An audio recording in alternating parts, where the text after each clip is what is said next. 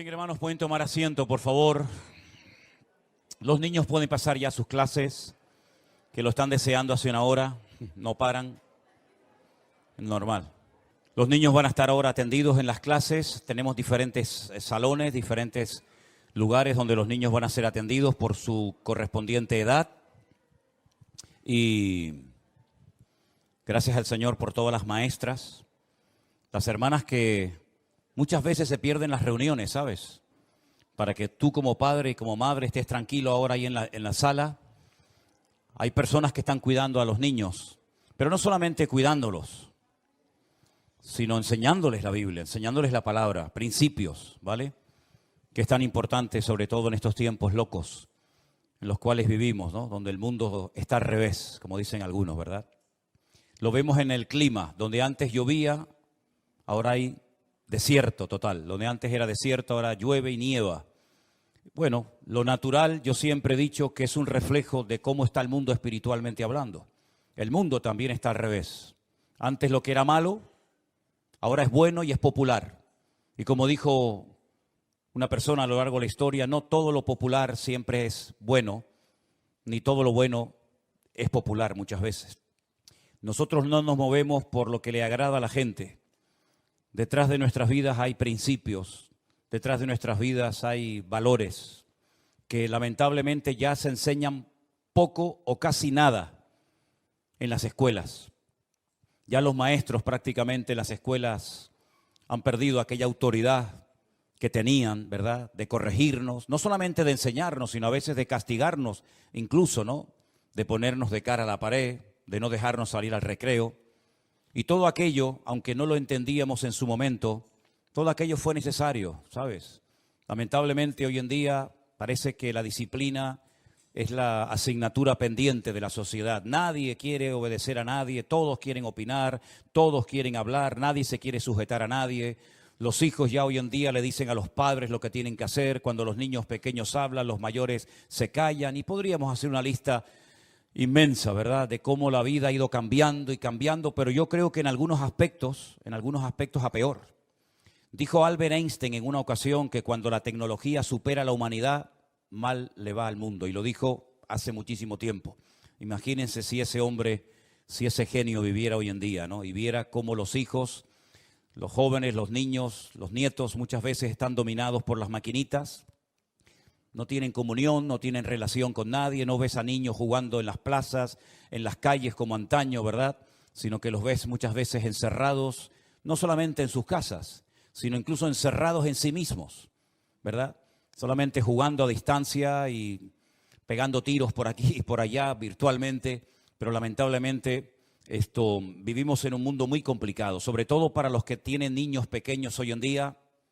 Que el Señor os dé sabiduría, ¿eh? Yo, gracias a Dios, ya mis hijas están grandes y bueno, ya son mayores de edad, pero los que tenéis niños pequeños y los tienen que mandar al colegio y meterlos ahí toda una mañana o todo un día, ya podéis orar por vuestros hijos, ¿eh?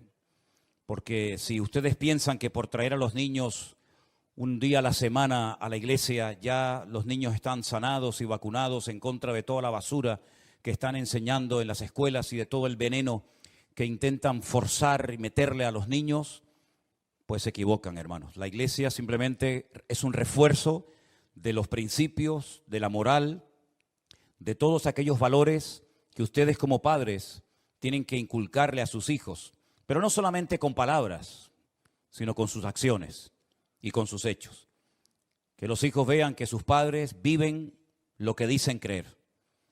Que sus padres se aman y se respetan y que no solamente ponen cara de niño bueno y de religiosos en la iglesia, sino que en la casa se respira una atmósfera no contaminada, no tóxica, sino una atmósfera espiritual donde si se tiene que pedir perdón, se pide perdón. Si se tiene que llorar, se llora. Si se tiene que reír, se ríe. Si tenemos que padecer, padecemos todos. Y de esa manera, la casa no solamente es un lugar donde el niño vive y se le da la ropa y la comida, sino es una escuela, es un taller del alma, ¿verdad? Es un taller donde el niño aprende esos valores que yo sé positivamente que hoy en día no los van a aprender ni en la calle y lamentablemente ni siquiera en muchos colegios, aunque sean de pago, aunque sean incluso colegios de alto nivel. Lamentablemente está de moda la desobediencia, está de moda la anarquía, ¿verdad? Ya no hay valores absolutos, todo vale. Yo me siento un niño de 5 años y, bueno, me tienen que entender que yo me siento como un niño de 5 años.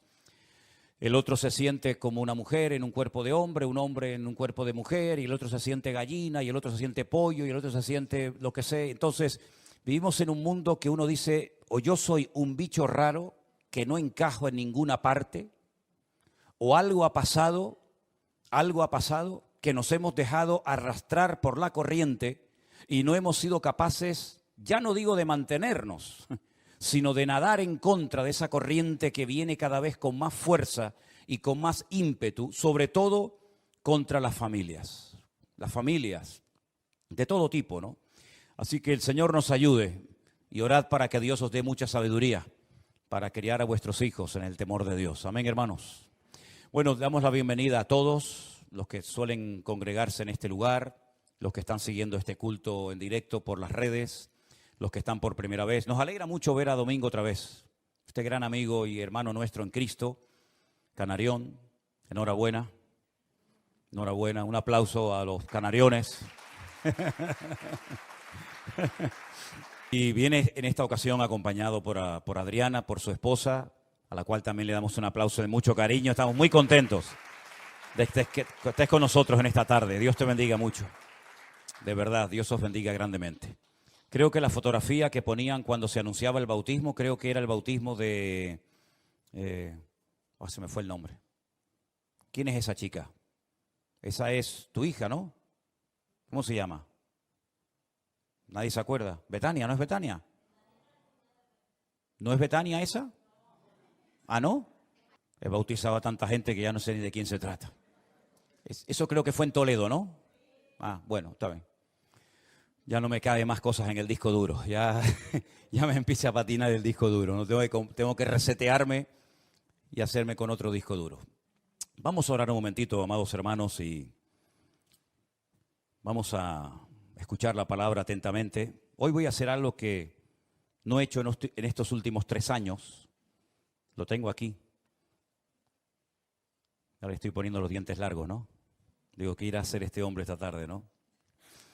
Señor, te damos muchas gracias por esta oportunidad nueva, este privilegio de poder estar aquí juntos, como hemos leído esta tarde en armonía. Te pedimos, Señor, que todo lo que oigamos y aprendamos en el día de hoy sea de bendición para nuestras vidas y que tú nos ayudes a madurar, a crecer, a desarrollarnos bíblicamente para poder hacer las cosas en la vida, como dice tu palabra, Señor, decentemente y con orden, sin cometer errores, sin tropezar y caer constantemente para aprender algo, sino que hagamos caso y prestemos atención a la palabra que tú nos has regalado, Señor, tu Santa Biblia. En el nombre bendito de Jesús. Amén y amén. Durante los días del confinamiento, en marzo del 2020, parece mentira, ¿no?, que ya haya pasado 3 años y parece que fue ayer, comenzamos a recibir muchísimas llamadas y correos de todas partes del mundo, haciendo todo tipo de preguntas y comentarios y preguntándonos muchas cosas de la Biblia. Pero en aquellos días, sobre todo en aquellos días, aunque todavía de vez en cuando hay alguna persona que va en esta línea, pero sobre todo en aquellos días se ponía en contacto con nosotros mucha gente que según nos contaban, estaban en un lugar donde no se estaba enseñando lo que se llama la sana doctrina, una palabra bíblica cristocéntrica, pero ahí estaban, lo estaban pasando mal, sabían que no se estaban haciendo las cosas decentemente y con orden, pero ahí estaban, sufriendo, llorando, pasándolo mal. Y nos contaban de Perú, de México, de Argentina, de Estados Unidos, de todas partes del mundo. La gente nos decía, en mi iglesia se está enseñando esto, se está practicando esto otro. ¿Usted qué opina? ¿Qué dice la Biblia? En fin, fueron unos días de verdad muy intensos, tratando de ayudar a tanta gente confundida, que andaba en la ignorancia a pesar de que eran cristianos de años, Y en aquellos días me dio por escribir cosas. Yo comenzaba, me venían pensamientos y escribía y escribía. No suelo hacer eso, generalmente lo recuerdo, pero en aquellos días comencé a escribir. Y estos apuntes que yo tomé, que hoy los pasé a máquina, estaban con mi letra arameo hebraica, ¿no? Que a veces no la sé ni leer yo. La pasé bien escrita hoy a máquina, digamos, con el ordenador. Y estas cosas yo las escribí en marzo del 2020, en pleno confinamiento. ¿Por qué no salen algunas personas de lugares donde no están siendo ministrados sanamente, correctamente? Y yo decía, tu punto número 1, el miedo, por miedo. El miedo condiciona nuestra conducta y sin lugar a dudas nos impide tomar sabias decisiones. En aquellos días se ponían en contacto conmigo personas que se quejaban, que lo estaban pasando mal, pero que no se atrevían a salir de ese lugar donde estaban siendo mal adoctrinados. ¿Creen esas personas o alguien les ha hecho creer que si se van, todo les va a ir mal? Porque les han metido en la cabeza que no hay más allá de su iglesia local o de su denominación o del ambiente religioso en el que se han criado. Les han dicho que todos están equivocados menos ellos y que si se van serán unos rebeldes que no quieren someterse y por eso se van. Y yo puse entre paréntesis, esclavos, marionetas, lavado de cerebro, porque eran cosas que yo reflexionaba en aquellos días, escuchando a aquella gente que nos llamaba y nos escribía y nos contaban sus tragedias personales. También hay gente que están muy cómodos a pesar de que lo están pasando mal. Tienen un cargo, un puesto que les da una seguridad, pongo esto entre comillas, ¿verdad? Les da una identidad y son víctimas del sistema. No saben vivir ni disfrutar de la vida sin hacer lo que hacen. Y yo puse en mis apuntes, perdonen si alguien se ofende, pobres desgraciados. Saben lo que tienen que hacer, pero no lo hacen, porque no están dispuestos a pagar el precio y viven una vida de hipocresía. Y cuando escuchamos el testimonio de nuestro hermano Osman, el pastor en Tierra Alta, en Colombia, él dijo, ¿se acuerdan en su testimonio? Viví como un hipócrita durante muchos años para guardar la compostura. Así que tenemos el miedo, la comodidad. En el punto número 3 yo puse en mis apuntes personales, falta de fe. Personas que dependen económicamente de lo que les dan y no saben o no quieren vivir de otra manera. Son los asalariados del siglo XXI, dependientes de los hombres y no de Dios. Los que los dominan y controlan sus vidas saben perfectamente que estas personas por un plato de lentejas son capaces de permanecer en el más absoluto silencio y no crear problemas, aunque en el fondo de sus corazones lo estén pasando mal. ¿Están ahí? ¿Siguen ahí? Así que hay muchos motivos por los cuales muchos no rompen con el patrón establecido, con lo que llaman cultura, sometimiento, como se dice hoy en día, con lo políticamente correcto. Y el reino de Dios se ha llenado de cobardes, de asalariados, de gentes sin un mínimo de amor propio, y así les va a muchos. Los ves cargados, tristes y hasta en algunos casos amargados y agotados. Han perdido la libertad gloriosa de los hijos de Dios y sin querer o queriendo han hipotecado su presente y su futuro. No pueden decidir por ellos mismos porque siempre hay alguien por encima de ellos que les dicen lo que tienen que hacer o lo que no tienen que hacer. Porque el líder o el ungido se ha convertido en el dueño y el amo de sus vidas. En estas cosas yo reflexionaba en aquel tiempo y entonces pensando en todo esto, ahora viene el mensaje de hoy que lo he titulado ¿Cómo salir de la cárcel? Como voy a predicar en una cárcel en Guatemala dentro de unos días o dentro de unas semanas, no voy a poner nunca el título de este mensaje cuando vaya a predicar, no sea que tenga serios problemas, decir, hoy os voy a predicar de cómo salir de la cárcel. Y me tomen literalmente en vez de la metáfora que quiero explicar y se monte un lío increíble, ¿no? El primer versículo que yo quiero compartir esta tarde con ustedes se encuentra en Gálatas capítulo 5, verso 1. Es un versículo muy conocido que dice así: estad pues firmes en la libertad con que Cristo os hizo libres, y no estéis otra vez sujetos al yugo de la esclavitud. Pablo enfatiza en esta carta que una cosa es vivir en libertad y otra cosa es utilizar la libertad como pretexto para pecar. Cristo ha roto todas y cada una de nuestras cadenas para que nunca más volvamos a ser esclavos de nada ni de nadie. Porque la libertad que tenemos no es producto de nuestra sabiduría, de los años que tenemos, sino es producto de una obra perfecta que llevó a Cristo nada más y nada menos que a una cruz para morir por nosotros, para que nosotros viviéramos en libertad todos los días de nuestra vida y no fuéramos unos esclavos, repito, de nada ni de nadie. ¿Cuántos dicen amén? Por lo tanto, la libertad que tenemos es producto directo de haber conocido la verdad. Tenemos un texto aquí en el frontal de nuestra plataforma en la iglesia, que ya lo hemos recitado muchas veces. Conoceréis la verdad y la verdad os hará libres. Jesús dijo: yo soy el camino, yo soy la verdad y yo soy la vida. Por consiguiente, hasta que tú no tengas un encuentro, una experiencia con el autor de la libertad, con el autor de la verdad, no serás verdaderamente libre. Tú creerás que eres libre, pero en el fondo, como veíamos el otro día, cuando estudiábamos parte de la carta de Pablo a los romanos, eres un esclavo. Porque la Biblia dice que cuando alguien no puede dejar de hacer algo, sea lo que sea, se convierte en un esclavo de ese algo o de esa persona. Y hay personas que sin darse cuenta viven como esclavos. Esclavos de pasiones, esclavos de miedos, esclavos de temores, esclavos de tantas cosas que podríamos enumerar en esta tarde. Y Cristo precisamente vino a romper todas las ataduras y cadenas espirituales de nuestras vidas, para que podamos vivir en libertad desde que te levantas hasta que te acuestas, sin depender de nada, de nadie, de ninguna sustancia para sentirte un tanto eufórico y ponerte a caminar y a funcionar en la vida.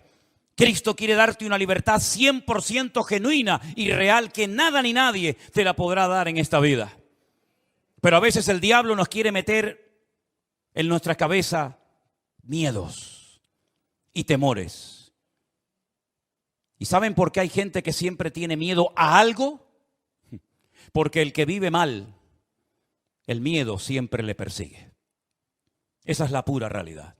Si tú no estás alineado 100% con Dios, si tú no vives, como oíamos hace poco un mensaje, en santidad, en orden, en obediencia, sometido a Dios y a su palabra, y no vives bien moralmente, espiritualmente hablando, el miedo siempre te perseguirá a donde quiera que vayas. Cambiarás de país, cambiarás todo lo que quieras, pero hasta que tú no seas capaz de liberarte de todos tus temores y derrotarlos una vez y para siempre, tú nunca serás verdaderamente libre. Si hay temores en tu vida, y tú sabrás si los hay o no, tú no serás verdaderamente libre. Porque el temor esclaviza a la gente. El temor ciega a las personas. El temor te impide tomar sabias decisiones en la vida. Y precisamente una de las razones principales por las que Cristo vino a este mundo es para romper la influencia, la presión del diablo sobre nuestras mentes, sobre nuestras conciencias, sobre nuestras vidas, para que podamos vivir en libertad, porque la persona libre es la persona gozosa y la persona victoriosa en Cristo Jesús, Señor nuestro. ¿Cuántos dicen amén? El Señor vino para deshacer todas las obras del enemigo. Y puedes vivir en libertad, porque esto nos lleva al segundo punto, y el versículo es Romanos 5.1, también otro 5.1.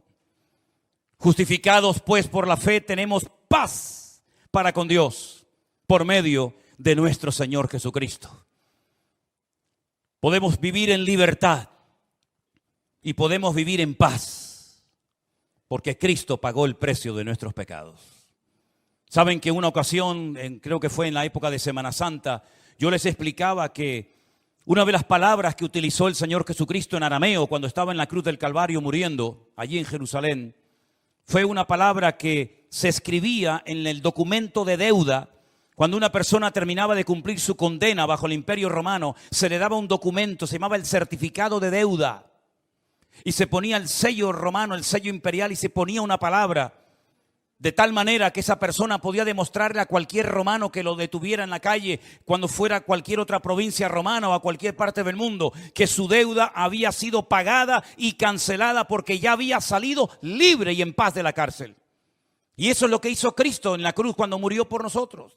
No hizo, perdón la expresión, una chapuza, una obra inconclusa, incompleta, sino que Él murió verdaderamente para que tú vivas en paz y en libertad todos los días de tu vida. Y no tengas que depender de un saludo, de una llamada, de una visita, de un aplauso, de nada. Sino solamente tú dependes del amor de Dios que mora en tu corazón por la presencia suya en tu vida. Hermanos queridos, qué privilegio tan grande saber que ninguna condenación hay para los que estamos en Cristo Jesús. Los que no andamos conforme a la carne, sino conforme al Espíritu. Es importante que tú luches con tus temores, con tus traumas y con tus complejos, porque hasta que tú, repito, no venzas todo lo que a título personal te ha dominado y condicionado durante toda tu vida, tú no serás una persona de paz, tú no serás una persona de libertad, sino serás un esclavo más del sistema, un esclavo más de algo o de alguien que no terminas de superar. Pero ¿saben lo que he descubierto a lo largo de mi vida? Si he aprendido algo, es que para cambiar, uno tiene que desear cambiar. ¿Lo entendiste? Se puede cambiar, claro que se puede cambiar, no te quepa la menor duda. Pero no se puede cambiar si tú no quieres cambiar. Y hay personas que en el fondo no quieren cambiar. Hay personas que en el fondo aman y están atrapados y agarrados a ese vicio, o llámalo como quieras. Y saben que pueden vencerlo porque saben que otras personas lo han logrado y lo han conseguido. Pero en el fondo no quieres y te agarras y sabes que puedes cambiar. Y sabes que si Dios está contigo, ¿quién contra ti? Pero en el fondo de tu corazón tu voluntad te domina. No la has rendido, no la has sometido a la voluntad de Cristo. Y por lo tanto eres un esclavo de ti mismo. Que es la peor esclavitud que existe. Porque es la que menos se da cuenta la gente que posee. La esclavitud de uno mismo. La Biblia dice que podemos vivir en libertad. La Biblia dice que podemos vivir en paz. Y algo muy importante para poder vivir una vida cristiana victoriosa es alimentar sanamente nuestra fe. Que nada ni nadie la envenene. Y por eso quiero llevarles a un pasaje muy bonito que aparece en el Evangelio de Marcos. En el Evangelio según San Marcos, en el capítulo 11. El Señor Jesucristo había hecho un milagro con un árbol, con una higuera. Y los discípulos se quedan asombrados cuando ven que la higuera se ha secado de arriba abajo.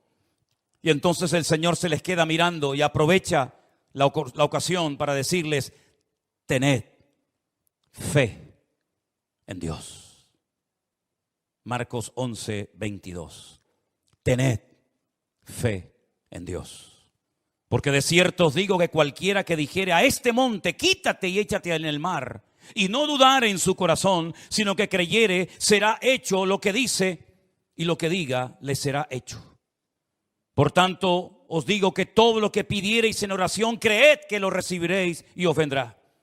Y cuando estéis orando, escucha bien esto, cuando estés orando, perdonad. Perdonad.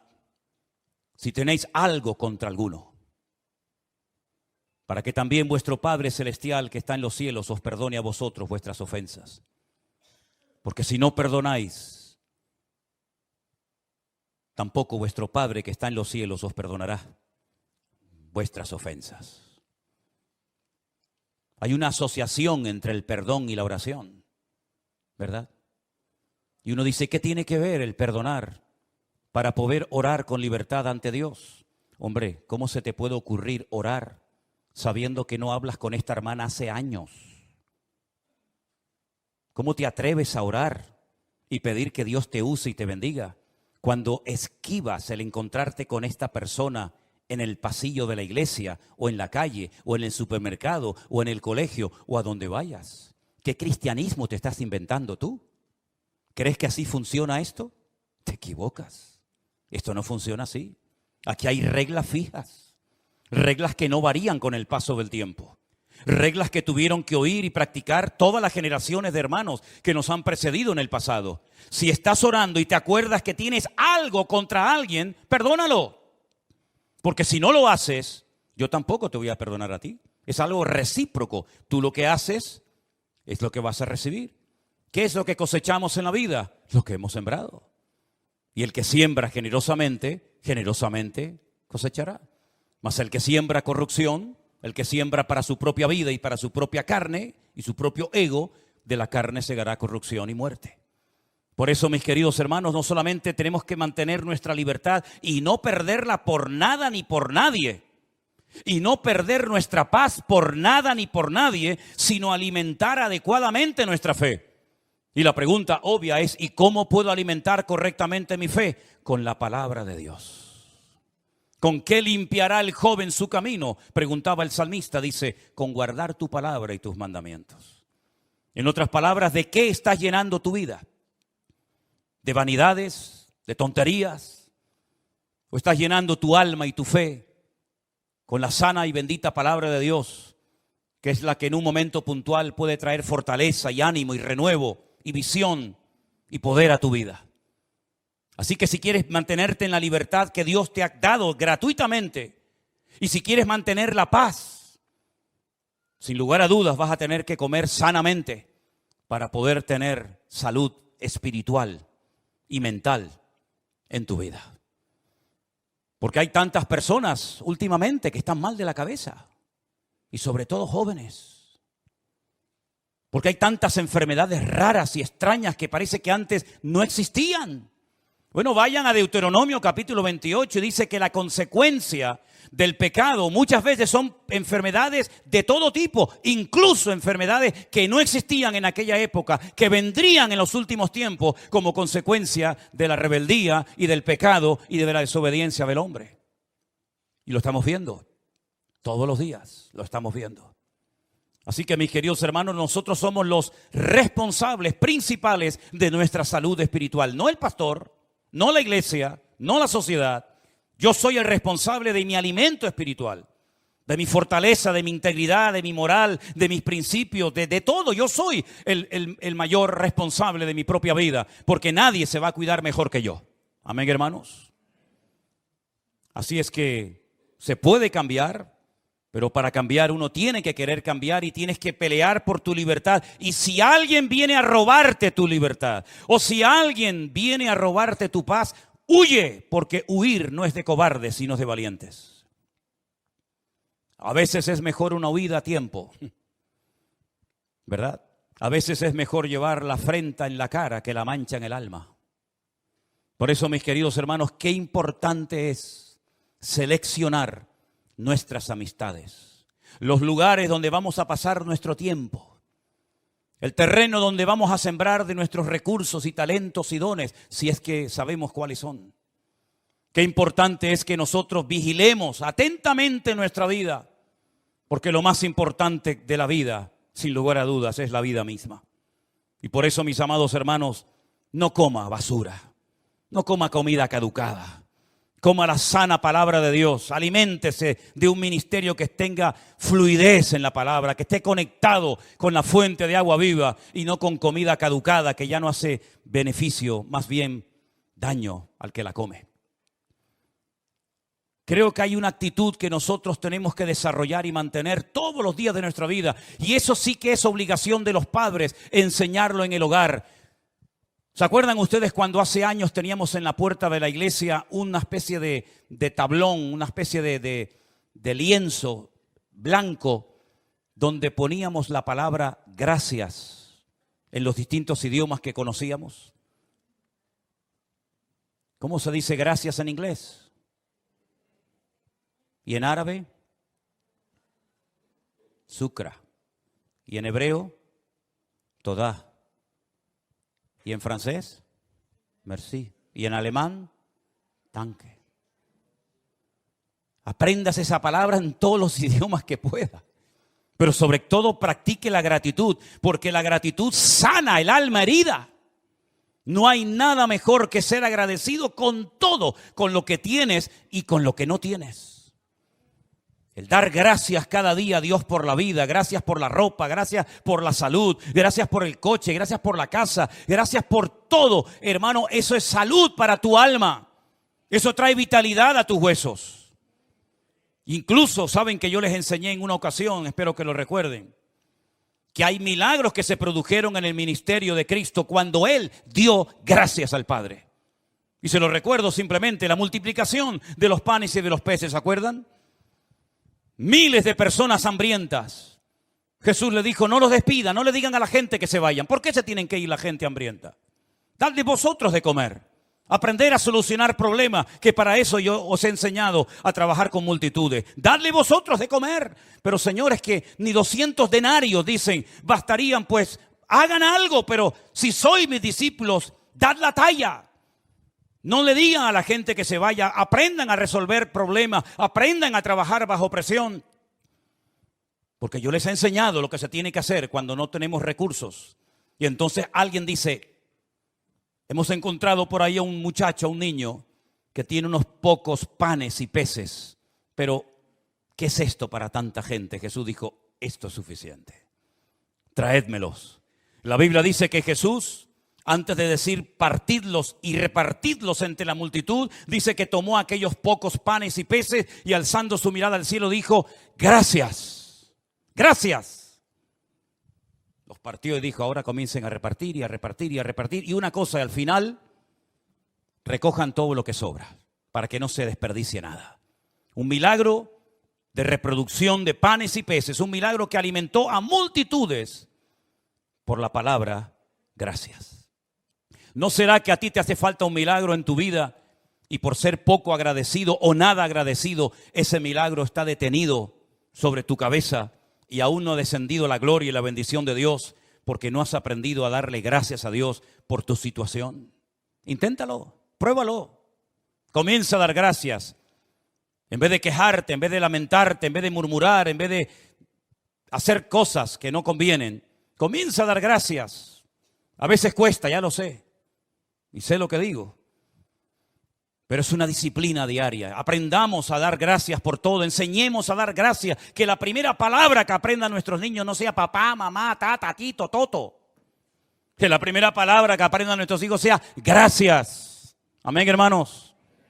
Gracias, Señor, porque me has dado una buena noche de descanso. Gracias por la iglesia que tengo.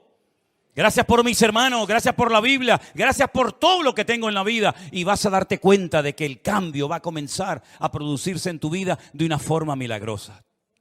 Y el otro milagro espectacular que se produjo por dar gracias, nada más y nada menos que la resurrección de Lázaro. ¿Te acuerdas? Gracias, Padre, porque sé que siempre me oyes. Aquí nadie cree nada, uno que si huele, otro que se lleva 4 días, la otra que se llegué tarde. Pero Señor, yo te doy gracias porque sé que tú siempre me oyes. Lázaro, sal fuera. Y el que había estado muerto durante 4 días salió caminando porque esa palabra gracias abrió el cielo, derritió la incredulidad y descendió el poder de Dios sobre la vida de Lázaro el muerto. Tal vez hay algo muerto en tu vida. Tal vez hace años que murió algo en ti. Puedes resucitar ese algo que perdiste. Si dices gracias, Señor, porque tú eres el autor de la vida y el que cree en ti, aunque esté muerto, vivirá. ¿Cuántos dicen amén? Hay un asesino silencioso. Yo lo llamo así. Ese asesino que va matando lentamente al creyente y a cualquier ministerio o iglesia es la ingratitud. Quejarse por todo. Siempre quejándome por algo, ¿verdad? El asesino silencioso. El que va carcomiendo nuestra vida lentamente, ¿verdad? Y siempre estamos igual. Cuando parece que comenzamos a levantar cabeza, vuelve otra vez en el horizonte este asesino despiadado y comienza a carcomer nuestra fe, nuestro ánimo, nuestra paciencia, nuestro gozo, nuestra libertad, nuestra paz. ¿Por qué? Porque la ingratitud hermanos, jamás va a traer nada bueno ni positivo a tu vida y menos a tu familia. Destiérralo, dile que se largue de una vez. Nunca más vuelvas a molestarme.